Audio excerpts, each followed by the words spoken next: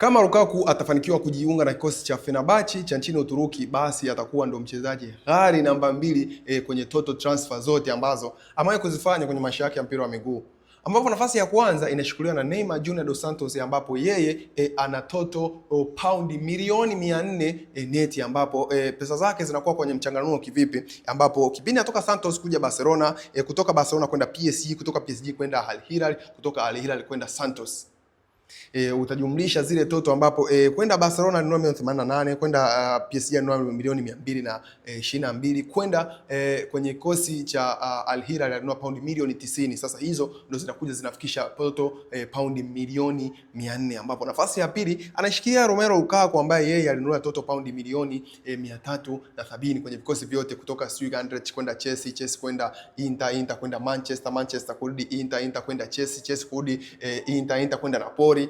Hizo toto zote ukijumlisha, Romelu Lukaku anakuwa ndiye mchezaji ghali namba 2 duniani kwa kununuliwa kwa pesa nyingi. Halafu namba 3 anashikilia Cristiano Ronaldo. Sasa mchanganuo wote wa hizo takwimu hupo chini hapo kwenye caption, ukiingia unaweza ukasoma vizuri na ukaelewa hichi kitu ambacho nakimaanisha hapa. Sajibol the Sun.